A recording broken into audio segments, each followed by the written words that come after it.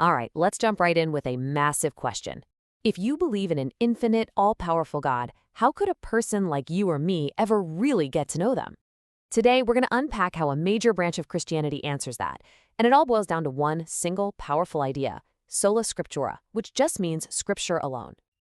So here's the game plan. We're going to follow a chain of logic, starting with something we all think about, what it means to live a good life. From there, you'll see how that leads to the puzzle of knowing an infinite being. We'll look at the two ways God is said to speak, why one of them isn't quite enough, and how it all builds, step by step, to why this whole message just had to be captured in a book. Okay, so before we get into the really deep theology, let's bring this all down to earth. Let's start with something we can all relate to, right? That universal search for a successful life. I mean, think about it for a second. What does that really mean to you?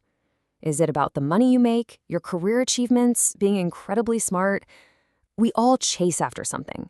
And the perspective we're digging into today has a really specific and maybe even surprising answer to that question. And here it is. From this viewpoint, success has nothing to do with all that other stuff. The most successful person is the one who's closest to God.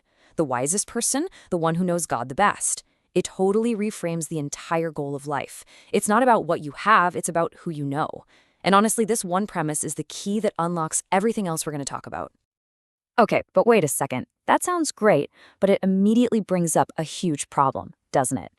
If knowing God is the ultimate goal, how in the world are we, as tiny, finite people, ever supposed to get to know a being who is, by definition, infinite? It feels kind of impossible. This is where this analogy really helps. Think about your pet, maybe a dog or a cat. You can watch them all day, figure out their habits, what they like. You can get to know them just by observing. But you can't do that with another person, can you? To really know someone, they have to open up. They have to talk to you, tell you what they're thinking and feeling. The argument is, it's the exact same when it comes to God. Observation just can't get you there. So this act, this divine opening up, has a specific name in theology. It's called revelation, and it's seen as the only possible way forward. It's like a bridge. We can't build one up to God ourselves. He has to be the one to build a bridge down to us through communication. So God communicates through revelation. Sounds simple enough, but it's not quite that straightforward. The thinking goes that this divine communication actually comes through two totally different channels. Think of it like two different ways of broadcasting a signal. And this chart lays it out perfectly. On one side, you've got general revelation, which is kind of like a broadcast that goes out to literally everyone on the planet. And on the other, you have special revelation, which is more like a direct, targeted message sent to specific people. They've got different audiences, different methods, and different goals. Let's break them down. First up is general revelation. And the idea here is that you can just look around.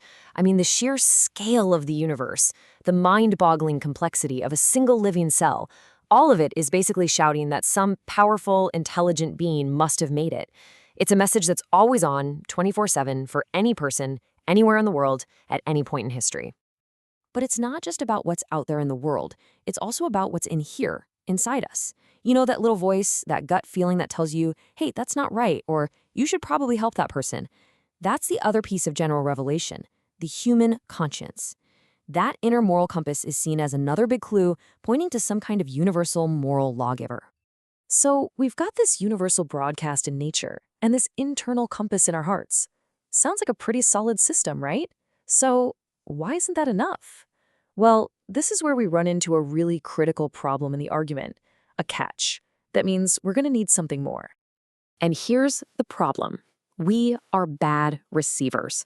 The idea is that because of human fallibility, what theology calls sin, we distort the signal. So instead of looking at a beautiful sunset and thinking about the artist who painted it, we end up worshiping the painting itself, the sun, an animal, a statue, whatever.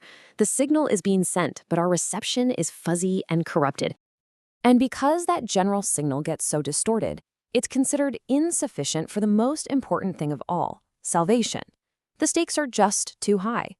So the argument goes that a clearer, more direct, more special kind of communication was absolutely necessary. And that, of course, is special revelation. Now, this wasn't just a single memo from on high. It's presented as this whole unfolding drama. You can see the progression here. It starts with God actually appearing directly to figures like Abraham. Then it moves to God speaking specific words through prophets. Then you have these massive history-shaping events like the Exodus. Each step was building on the last, escalating towards one final, ultimate revelation. And that climax was Jesus Christ. This passage from the book of Hebrews really nails the point. It's saying, look, in the past, God spoke in all these different bits and pieces through the prophets. But now, in these final days, he has spoken to us fully and completely through his Son. This is seen as the ultimate message, because it's not just God sending another messenger, it's God coming himself. Okay, so let's recap the trail. We went from a general, universal signal in nature to a very specific person as the ultimate message. But that leaves us with one last and really crucial question. I mean, why not just rely on people passing the stories down? If the ultimate message was a person, why did the final authority end up being a text? It's a fair question, right? And the answer is actually brilliant in its simplicity. Just imagine the biggest game of telephone you can possibly think of. You whisper a message to one person who whispers it to the next. Now imagine that game being played not for minutes, but for thousands of years, across hundreds of different cultures and languages. What are the odds that the message at the end is the same as the one at the start? Pretty much zero. It's going to get totally mangled. The only way to preserve that crucial message with perfect accuracy was to write it down, to lock it in place permanently.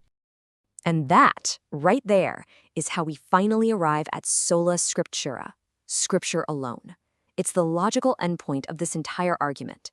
The belief is that the Bible isn't just an inspired book, but the final, complete, and authoritative written record of God's special message. It's a fixed standard that can't be warped by faulty memory or changing traditions. And this is why it matters so much. For believers, this makes the Bible the ultimate judge of all teachings and experiences. It is the final word. And this idea of a closed case, a finished, complete revelation, is hammered home with this really stark warning at the very end of the Bible. It basically says, don't add anything to this and don't take anything away. It's interpreted as sealing the text, like putting a divine lock on it. So you see, from this perspective, Sola Scriptura isn't just about prizing a book. It's the only logical conclusion for how an infinite God could deliver a specific, uncorrupted message of salvation, a message that was just far too important to be left only to human memory.